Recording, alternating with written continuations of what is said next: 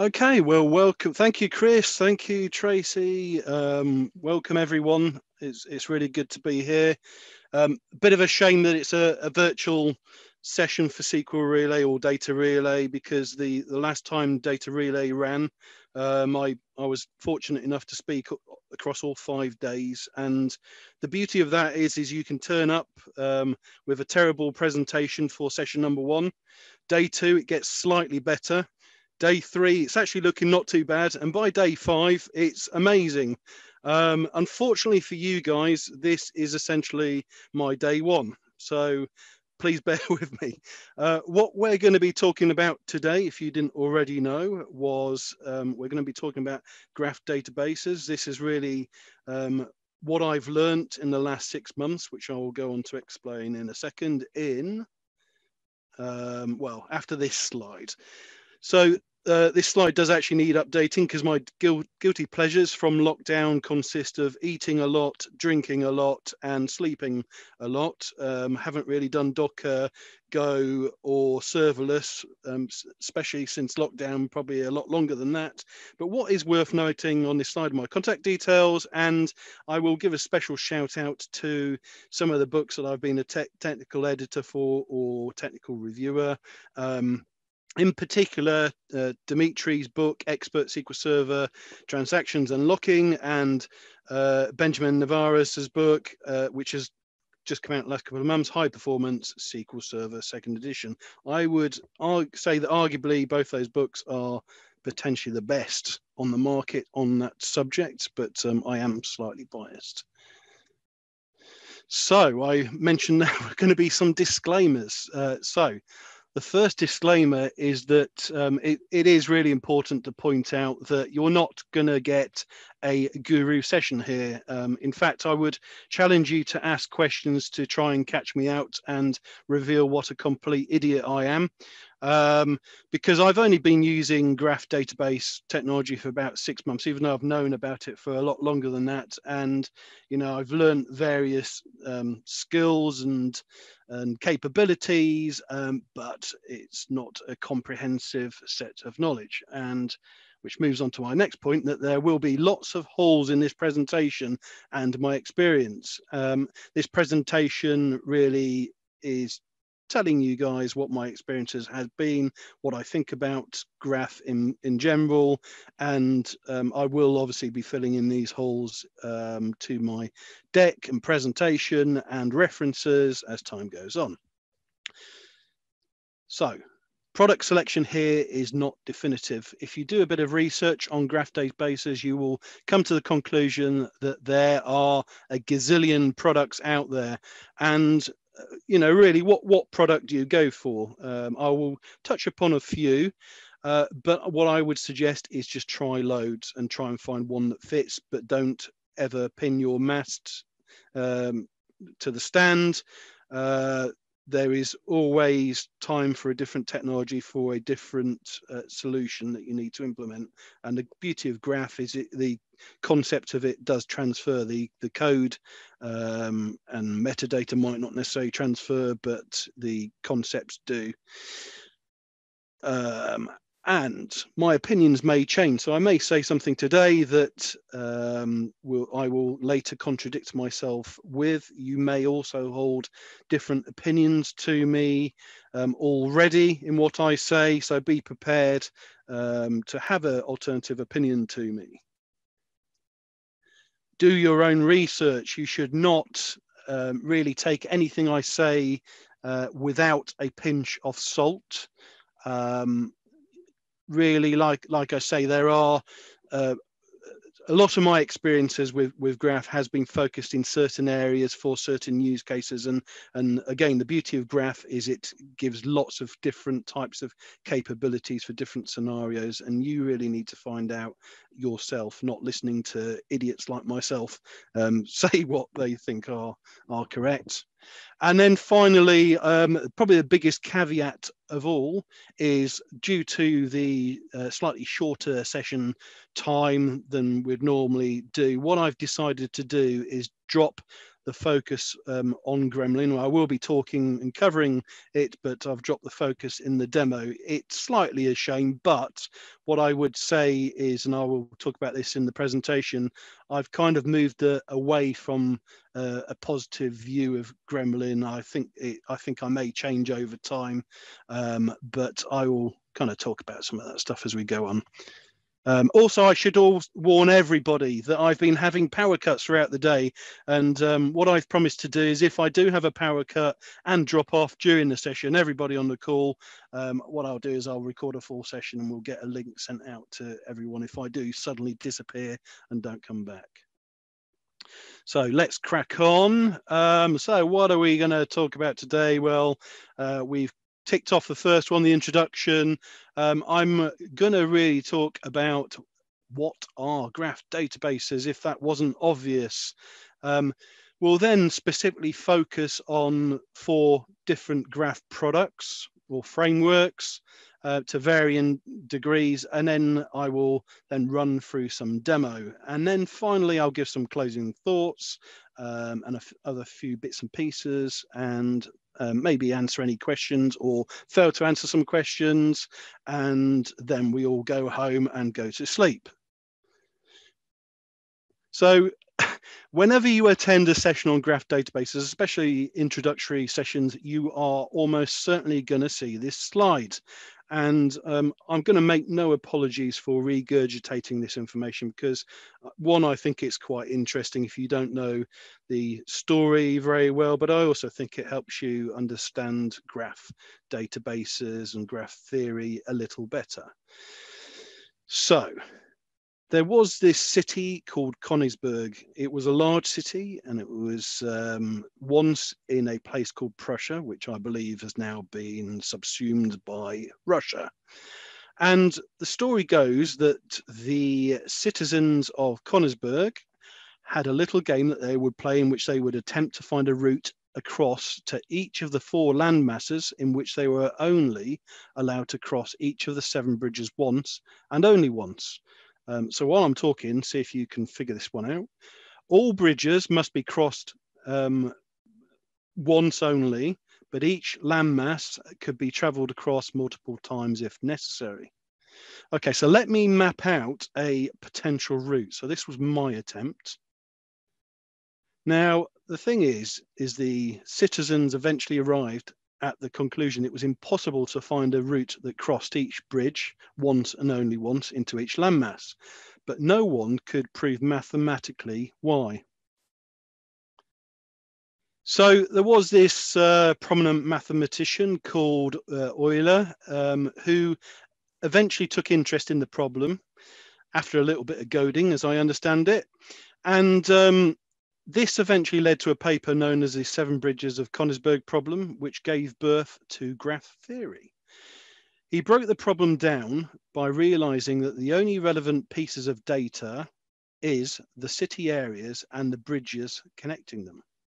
So Euler deduced that the problem was solvable, i.e. that it was possible to arrive at each and every node or landmass by traveling across each and every edge or bridge if all the nodes or landmasses had an even number of edges or bridges. And I'm not going to keep doing that because that's going to get really annoying for both of us. Or if a graph had only 2 nodes that had an odd number of edges and the rest were even. So in the Königsberg problem, you may automatically notice that all the nodes or landmasses have an odd number of bridges or edges, and therefore there is what's known as I cannot say this word, so I don't even know why I'm going to attempt it, Euclidean path. So let me just try and give you an example, if I can, from his statement of what he said. So one thing he said was if all the nodes had an even number of edges. So let's draw something like that. So there's one node, and I've got 2 edges now for this node, and another node, and then finally, all nodes have two edges. So you see that works. We can transpose another node on there and add that extra edge. And according to Euler, this is still solvable. So let me try starting it here, go across this bridge, go up there, go down there, and go up there, and then go there. And it looks like he's correct. So that was one of his ways that he said that the problem was solvable. So good to know. So why graphs?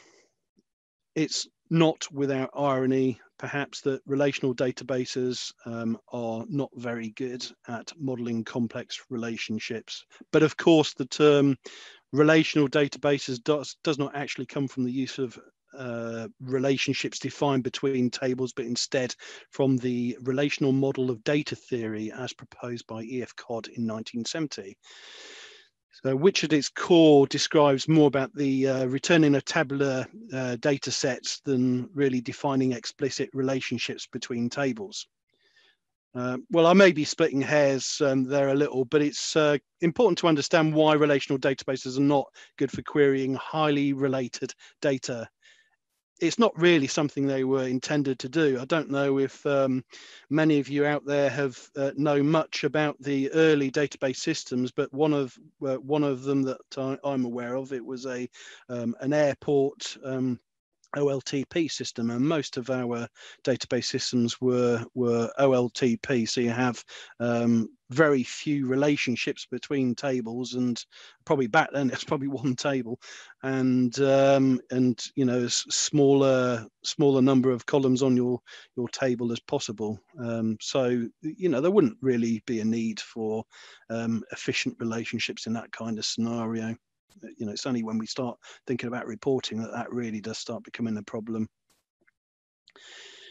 Now, what was interesting to me, so when I was mocking up this slide, I actually drew the graph first, but even when attempting to model this rather simple labeled property graph into a relational model, we end up now having a rather clumsy set of relational tables. And even then, I had to create a bridging table to create the inferred many-to-many relationship between servers and apps and servers. But it's probably important to note that if you look back at our graph, it only really defines a one-way relationship of apps using servers.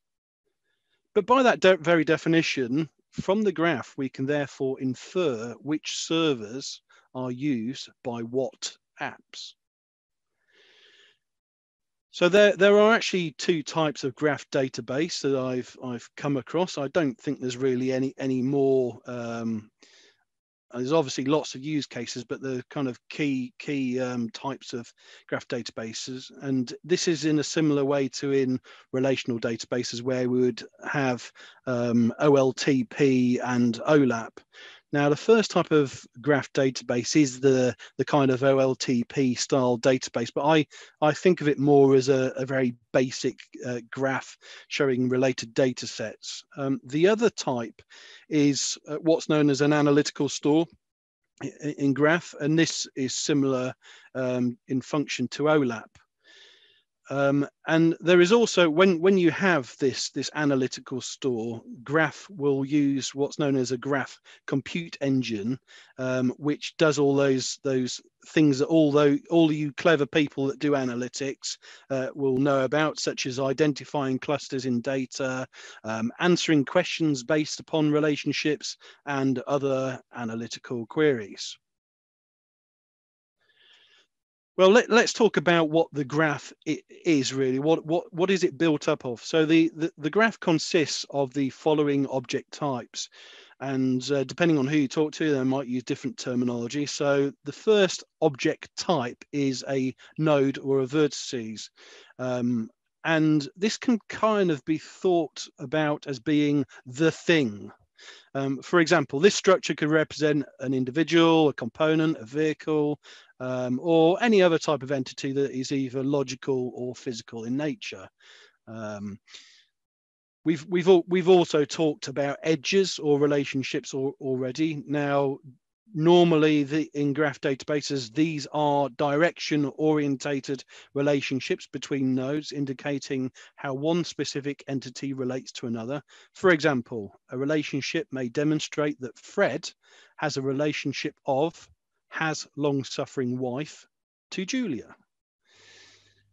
So we also have what's known as labels. Now you can see in the actually you can't see in this graph, or though I guess you can say the users in the graph are a type of label. But labels are usually applied to nodes and can really be thought about as being similar in concept to a type, or if you think about object-orientated programming types or classes, or even you could think of it as them being categories. And these are really useful for grouping sets or filtering similar nodes of various types, or filtering out nodes of certain types. So nodes can have multiple labels if you want them to have multiple labels, or they can just have a single label. A good example of that could be that Fred has a label of man and Julia has a label of woman. And also, one of the good things about graph databases is they are considered to be part of the NoSQL movement. So we can have complex data as the underlying data set. So we have what's known as properties, which can be applied to the nodes. And these you can think of as just being key value pairs in which the value can be of a simple type or composite data type, obviously depending on the capabilities of your graph database. And finally, for me, if the biggest use case for going for graph is because I think it kind of sounds cool and looks cool. But if you need any real demonstration of why you should consider using graphs, in their book Neo4j in Action, Partner and Vukatic perform a series of comparison experiments against a relational database and a graph database in which they had a social media network modeled specifically to suit both of those technologies. And the social network, what they wanted to do is query against each one the friends of friends, and they did it to a various depth, eventually going up to a depth of 5. And what they found is that their query, and it was MySQL, so some people out there say, oh, what do you expect? However, on MySQL, it did not finish the query within a reasonable time, but in graph databases, or Neo4j, which is what they used, it returned in 2.1 seconds. So that's something to consider. So what type of frameworks and languages do we have in graph? Well, I've kind of boiled it all down to 2 different types. As I've said earlier, though, there are an awful lot more, and there are some that I really want to have a look at, and there's some that I definitely don't want to have a look at. But if you are starting out on graph, and you should kind of focus your initial exposure to these 2 different types. So the first type are Apache Tinkerpop framework enabled graph databases. And the reason there are lots of different types of Tinkerpop databases is because it is an open source framework, and lots of people have adopted it. And it is actually quite nice as well, and heavily documented, which it also makes these things more popular. And Apache, they do have other graph databases that they make available, but the one as a beginner you should probably think about trying out is the Tinkergraph database, which is a single instance standalone copy that you can run. You can run it in the container if you want, or you can run it just installed directly on a laptop, or even to a server if you're kind of crazy. But we'll talk about that a little bit more, but you'll find that a really nice way to start messing around with the Gremlin language, which I'll touch upon in a second. And another graph database which I've seen getting quite popular is Titan. This is more of an enterprise level database as opposed to Tinkergraph, which isn't. I don't know much more about Titan though, so let's move on. Many of you will be familiar with Cosmos DB. One of the APIs that Cosmos DB exposes is its Gremlin API. I have mixed feelings about this, which I will touch upon later when we hit the Cosmos content. And there is, of course, a Amazon equivalent. So there's quite a few graph databases that Amazon host, but one of their own is Amazon Neptune, which is based upon the Tinkerpop framework. And there are many, many, many, many others. Now, if you go to the Tinkerpop documentation, it will actually list all the hundreds of Tinkerpop databases that there are available. So, you know, eat your heart out trying those out. So the other type of graph databases are Neo4j, and that is it. There is only Neo4j. It's a closed source database, but it's very, very popular. I think I might be right in saying it was one of the first, if not the first. And it's really, really nice. Obviously, there are various hosted options, which I will cover soon. And Microsoft don't just do Cosmos DB Gremlin API. It also has a few other graph offerings. Now, there is the Microsoft Graph API, which isn't quite a graph database, but as I understand things, and I could be hugely wrong here, but I think it's implemented as a graph database. But this is kind of something that you don't really need to worry about. It's sort of out of scope. And just to add even more confusion to the picture, I didn't even know the Microsoft Graph Engine existed. It was a huge shock to me to see this in a book. And it used to be called Microsoft Trinity. It's completely unclear to me whether this is still in use. It was part of a Microsoft research project, and it sounds really cool, but there's no indication to me that it's actually being adopted and used and developed at all. So I've yet to chase Microsoft up to say, oi, what's this? And we also have quite a few options with SQL Server, because SQL Server comes with its own graph database now, which we will move on to discuss. And then finally, one of the other properties of the graph database that you would want to consider as somebody starting out is what language do you want to learn? So Tinkerpop, the language that kind of gets bundled with that or implemented with that is the Gremlin language. And I first started out with Gremlin. I quite liked it. Conceptually, it was almost like having a series of function calls, and I would view I would kind of view each call as then passing on outputs to the next function call. It was fairly simple for me to understand. But over time, I then started to migrate to Neo4j's Cypher language, because apparently all the developers love it.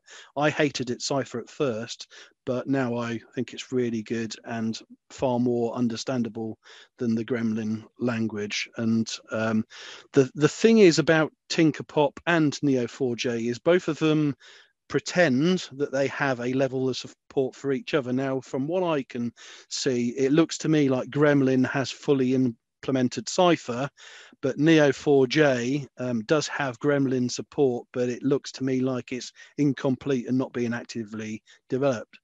And in SQL Server, we have Graph SQL extensions. So talking about SQL Graph Database in inverted commas. So SQL Graph Database can be implemented in from SQL Server 2017 and above. You can also implement it in Azure SQL Database and Azure SQL Managed Instance. Of course, we can have multiple cloud options through IaaS VMs if you're crazy and want to install SQL Server into them. And there's the various PaaS options that I've already talked about. as well as on-premises installations if you are using SQL Server 2017 or above on-premises. So the interesting thing about SQL Graph Database is that it's implemented through node and edge tables, which means that we also have the benefit of SQL Server native storage engine and query engine capabilities. It also means that we can use native tooling such as SSMS to create and view our graph data, but as such, we lack a graph visualization tool. However, it's possible to create custom views over your node and edge tables. And for you Power BI gurus out there, you'll know better than I will that there is such a thing as a force-directed graph visualization that you can add into Power BI, and then you can use that to visualize the graph with a little bit of magic and skill. But when you do, it looks kind of cool. And I definitely want to explore that because I kind of, at the moment, I'm a little bit cold against SQL Server Graph, although I can see it would have a use case in scenarios where you are wanting to trial very simple graphs. We'll do a demo on that just to show probably why I don't like it. But it's partly due to my ignorance as well. So all nodes and edge tables belong to the same logical graph per database, even though you can define them under different schemas. As you can see on the slide here, we have a new table folder visible in SMS called Graph Tables. Yes, we can see that. So there are other benefits of SQL Server database integration, as I'm sure you can probably appreciate, one of which sprang to mind was the backup and restore capability, but there's also other limitations and known issues. So some of these include that local and global temporary tables cannot be of node or edge tables. Table types and table variables cannot be declared as node or edge tables.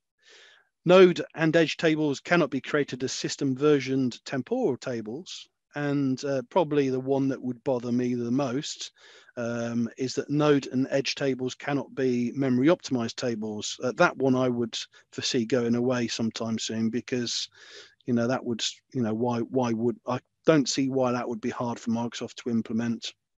And there's a few other restrictions as well. So we haven't really talked about the query language, but in order to create and query our graph through TSQL, SQL Server implements SQL Graph language extensions, which can be broken down into DDL extensions for creating your nodes and edges, as well as query language extensions for querying your graph.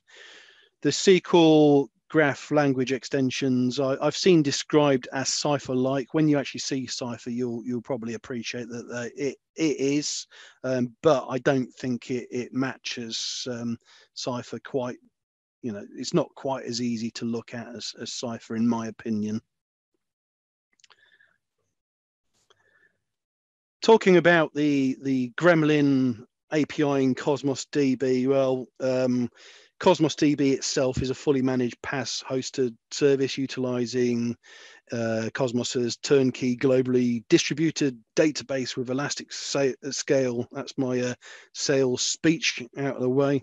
As you know, Cosmos DB provides a multi-model type of database, so that you can use it for document DB, MongoDB, Cassandra, and Azure table capabilities. So you select the API you want there, and start programming and developing against it.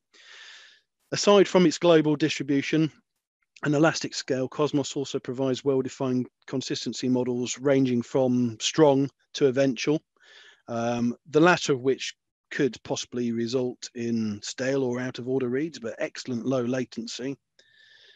But unfortunately, in my opinion, there are some downsides to Cosmos's all things to all men style approach.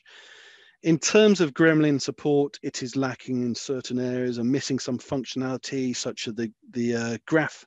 Well, last time of looking, at least, the graph traversal steps barrier, cap, page rank, and others did not work or were not supported.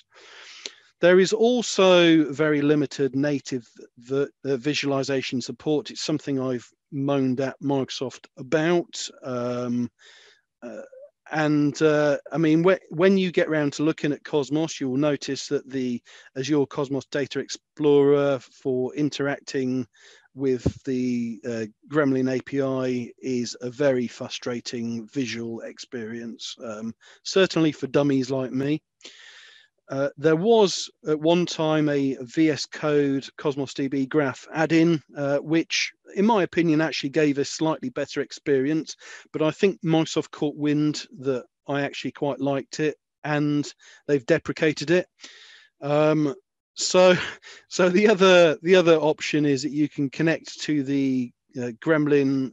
You can connect a Gremlin console with the remote process to Cosmos, and that will give you a slightly better console experience than you'd get sort of directly in the Microsoft portal. But again, you have no visualization there.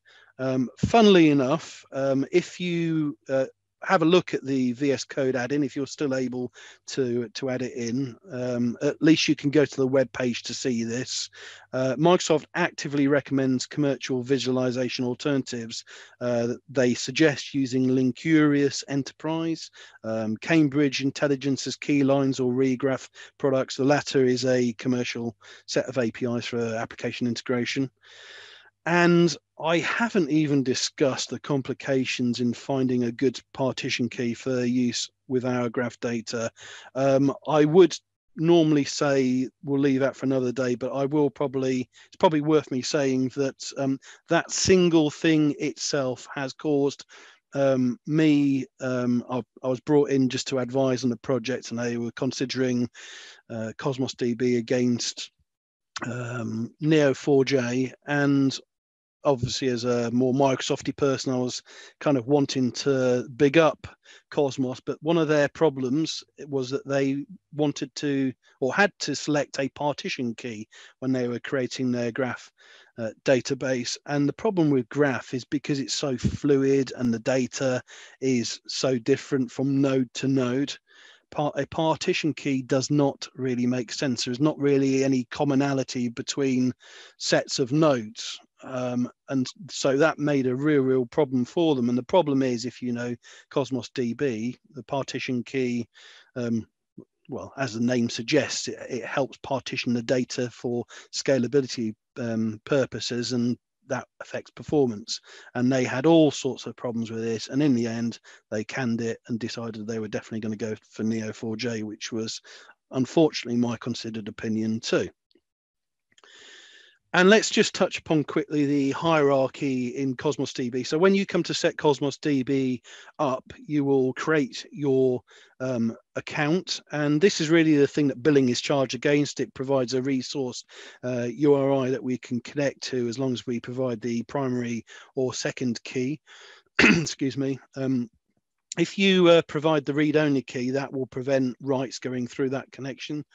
The account is also the unit of geo-replication if you want to do that in Cosmos. The account, it's worth saying, also establishes which API you're going to have to use for that account. So if you select one API type, you're stuck with that for that account. So under that, we have a set of one or more databases, and these are really just logical containers. You think of these, yeah, just logical containers. They don't really do anything. And then under that, we have our actual containers, and the container is called different names depending on what API you select. So I'm going to put that one out to people to guess which one they think the container will be called for this session. And then finally, all the items are our graph data. And then we've missed out all the partitioning plumbing. And underneath that, on the absolute lowest level of Cosmos is the what's known as the I think atom record sequence format. So that's how data is physically stored. It's a special format, and that it's stored that way regardless of what API you're using. You can almost think really about the APIs as being a bit like a virtualization layer for the data. And we move swiftly on to Tinkergraph. There's not really an awful lot I want to say about Tinkergraph. Like I say, it's Apache's very own implementation of the Tinkerpot framework. It provides OLTP and OLAP functionality. Really, it's often used as a developer sandbox for debugging purposes. It's not ACID compliant, so go and knock yourself out with that one. But it does provide a really excellent console tooling and groovy language support experience.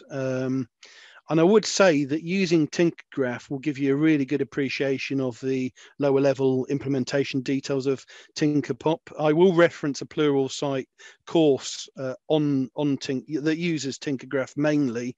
It's really, really fun to play with. You know, because you're very, very close to the JVM and you've got the groovy console, you can do all sorts of funky stuff with Java or Groovy or Gremlin itself or a mix of all three. It's just really, really cool to use. I really, really like it. And then finally, the big daddy on the block, in my opinion, I am very biased to it, is Neo4j. So there are hosted or local offerings that you can use. So we've got Neo4j's Aura, which is a database as a service hosted by them. You can also, if you want, go for Neo4j on Google Cloud Platform, running as a single instance image, causal cluster, they call it. And that uses the enterprise edition of Neo4j. There's also the capability of running Neo4j on Google Kubernetes. And again, that will be enterprise edition. Amazon EC2 also provides support as well, or offerings. And we also have Neo4j Community Edition available in AWS Marketplace. There's also Azure Marketplace offerings as well, which I would recommend you try out. But for local installation of Neo4j, we can deploy in Kubernetes, Mesosphere, and Docker as well. You can also install the Neo4j Desktop Edition, which we will use. Now, one of the things that I really love about Neo4j is the tooling. It's got really rich tooling and it ships with it. It's all free if you download the Neo4j Desktop. So Neo4j Desktop itself is a GUI-based management tool that allows you to view and manage configuration, create projects, databases, add and remove add-ins. You can launch other Neo4j components. This tool you'll also use to start and stop your database, although it's only possible at any one time to have an active database. That can get slightly annoying, but if you're engrossed in your graph at the time, it doesn't really matter too much. Neo4j browser is an interactive, and I've just seen the time. Wow. We are seriously over.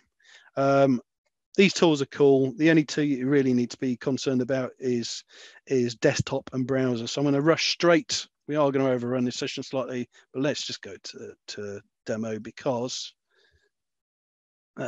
this is what we need to do. So we're going to take a quick look at the SQL Graph demo. I'll try and breeze through this. And these are our this is basically our code to define our node tables.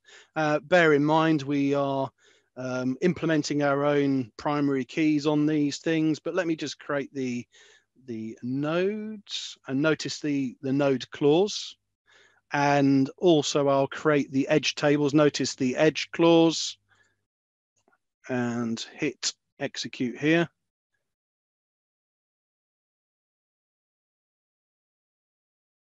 Oh, and this is where my serverless version of SQL Server takes 500 years to start up.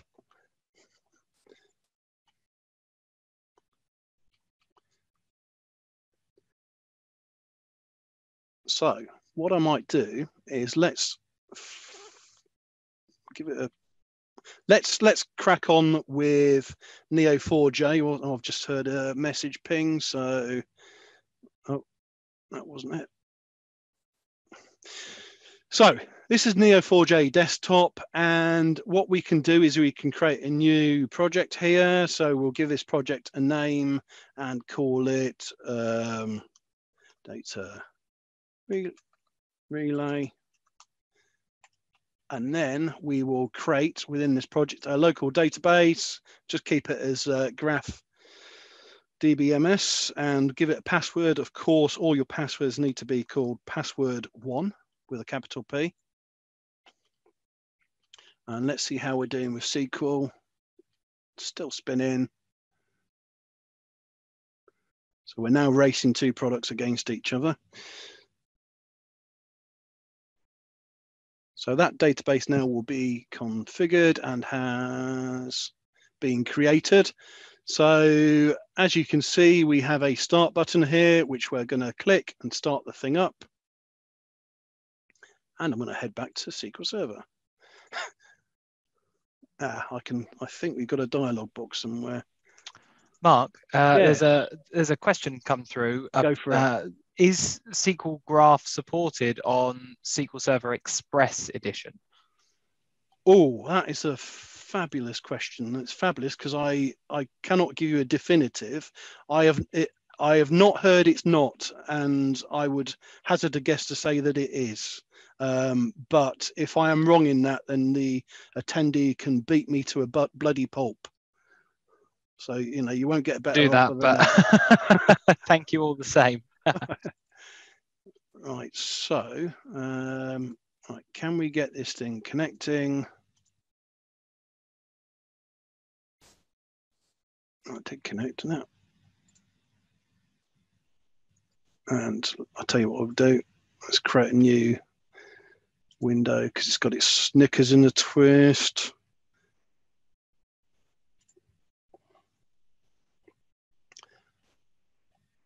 So I don't think we created these, so let's try it again. So these are just people and what they like. And what we're going to do now is load up our node tables with data here. And we're going to, so let me just do that quickly.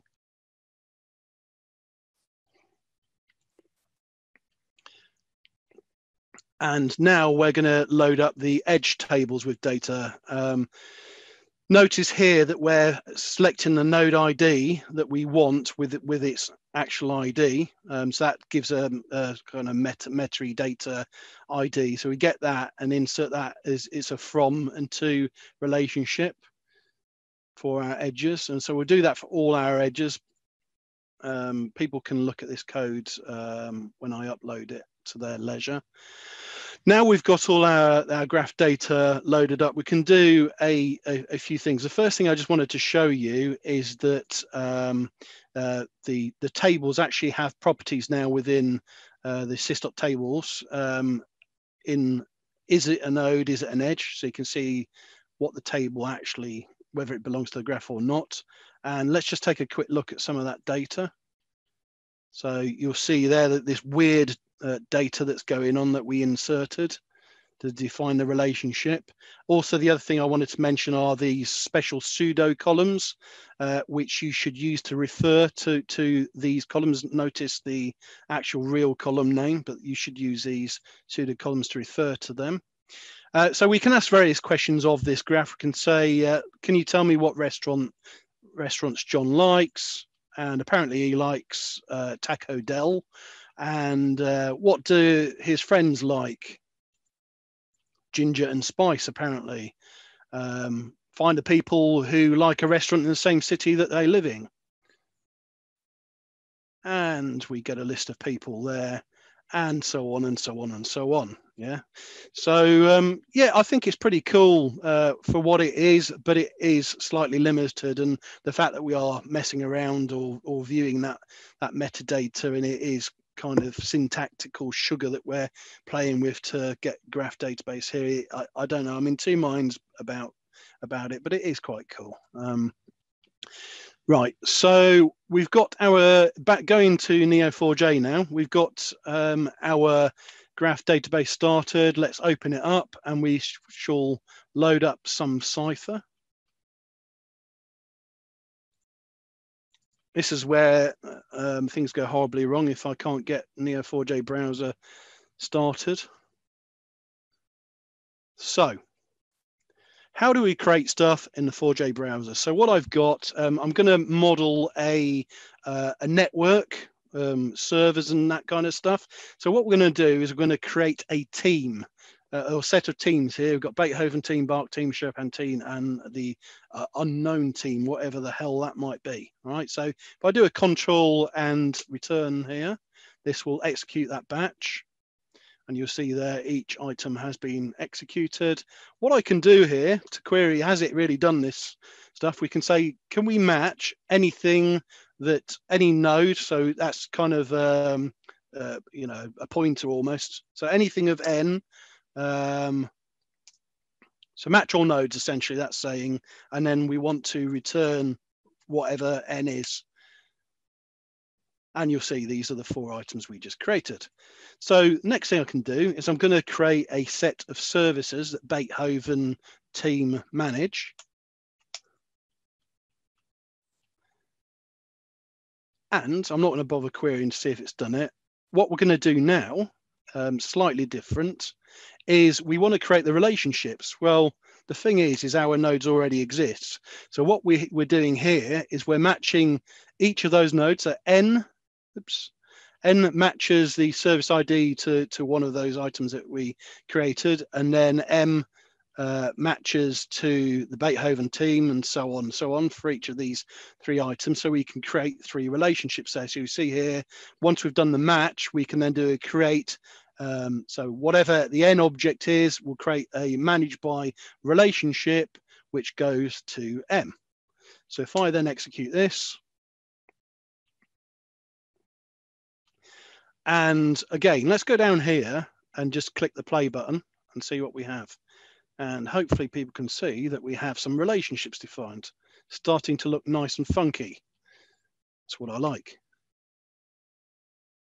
So it's really annoying though, sort of me doing all that bit by bit. And when I first started out, I'm not going to tell you how many hundreds and thousands of nodes and relationships I did that for. What you can do is when you get really good at doing this stuff, you can do it in a batch of kind of aggregated items. So you'll see here we're matching logical entity node, where the node, so it's looking across all nodes, what's the team ID? So any node that has a team ID property equal to Chopin, it will match that up to that. And then what we're doing is saying we're going to create all these nodes with a label of service, and this is our property for the node and the data. So that's the ID. So creating a service essentially with that, and we're going to alias it as an A, and so on for all of these. And then we're going to define relationships of managed by to that one node item that we matched up here. Now, it's worth me saying right now that when you get really good, you can have nested hierarchies. So you can create nodes up front in the statement that don't actually exist when the statement's running, and then create all the relationships for those child items, and so on and so on and so on. So I think I did a massive load of nested entities, which went right down about 3 or 4 levels, and there was a lot of them, and it got quite complicated, and I had to give up. But you can go as deep as you want. So it's just interesting you can reference something that doesn't actually exist in your create statement. And we've got a few statements here that we're going to create. So let me create and run that. And you'll see that's pretty quick. And let's close down some of these windows. I'm going to close this one down as well. Are we okay to overrun 10 minutes or? Yeah, I think okay, cool. we've not had any major questions. Okay. If people want to drop off, that's fine. Well, just a note to attendees: if you stick on through and we overrun just a teensy bit, we'll also share with you the opportunity to win a drone by offering up your feedback to Tracy and Mark, and we'll send around that link. We'll send around that link as soon as Mark has finished.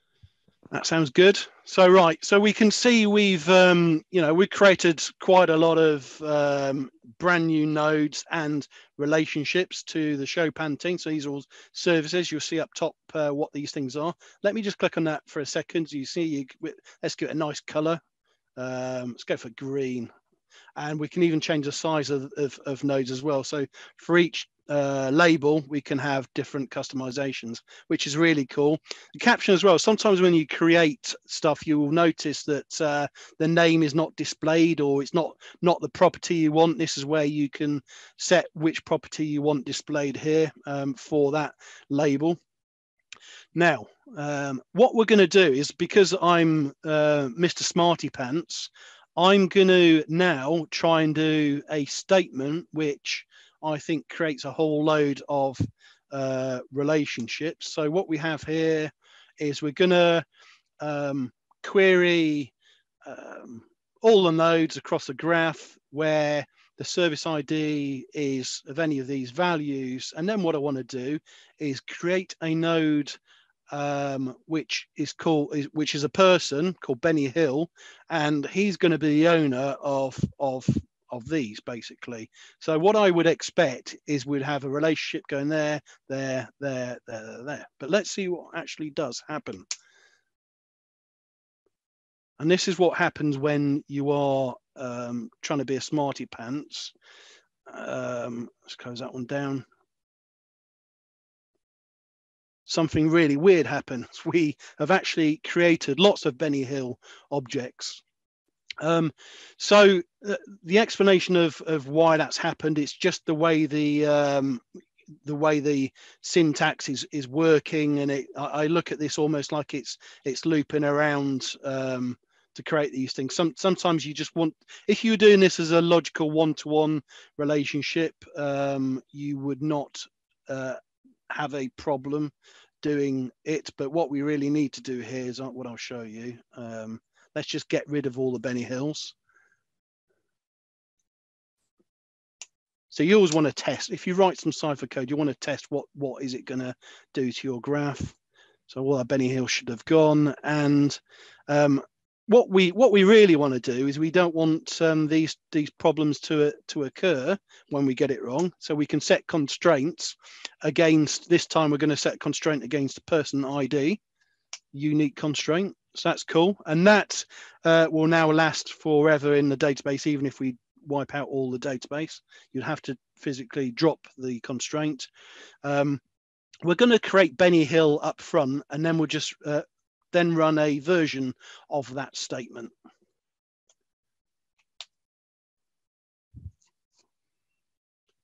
And so let's just check that did work. And yeah, we've got one Benny Hill now, which is good. So what I'm going to do next is create a whole load of other users to just build up some complexity in the graph. And given that we are seriously running out of time, actually, I will probably leave. What I wanted to show you is some of the cool things we could do. In a demo, which I will make available, although I do need to touch it up, what you'll see is various code to navigate the graph. So for instance, this bit of code, which probably won't work because we don't have any hosts in at the moment, we're essentially matching a relationship between any nodes that are of type team to any nodes of type service. We're also matching any nodes of type person to this aliased service. So we're getting a connection between those two things there. And again, we're doing the same thing. We also want to match any hosts that are connected to the service. And then we have a filter for the aliased team. So we only want this applicable to the back team, and then we will return these three sets of node types, even though, bear in mind, we've queried against H. So we're kind of doing some filtering up here. Bear in mind, when you write Cypher, you're going to have lots of different ways of writing the same bit of code. Given the time, I'm just going to go straight back to the wrap up, and I want to tell you that there are some amazing materials out there, much better than idiots like me waffling to you for an hour. And the practical Gremlin guide, I believe, is free, and you can get that from the Tinkerpop website. You may be lucky and still get this Neo4j Graph Databases book for free if you're lucky, and maybe even the Graph Logarithms. If you can't, they're both excellent books, and I strongly suggest them, as I would strongly suggest the Neo4j in action. But bear in mind, all of these 3 books are Neo4j orientated. These 2 Pluralsight courses are fantastic, but the one that I was talking about earlier is this one, the Getting Started with Apache, Tinkerpop and Gremlin. He covers also Cosmos usage. It's just a brilliant course. And then in summary, I'm afraid I didn't show you to the power that I really should have done, but graph databases are an excellent way to model highly related data. The 2 popular choices as far as I see it are Tinkerpop enabled or Neo4j. The 2 popular languages are Gremlin and Cypher, and I would recommend you have a play with both and don't necessarily fixate on one over the other. Be agile. Loads and loads of cloud hosted offerings. Again, just try them out, play around. What I found particularly hard about moving to graph from relational and vice versa is it's really, really hard to change your mindset. Like I said in that slide where I tried to transfer the graph to a relational set of tables, I really struggled. And you may have seen that and thought, that's simple, this guy's an idiot. And you know, as I say, be really agile with the way you work with graph. Be prepared to change at a moment's notice. Just choose a technology that works for you. Be open to alternatives, and most importantly, don't listen to idiots like me. Do your own research and succeed. So thank you very much for joining me. Thank you for Data Relay for having me.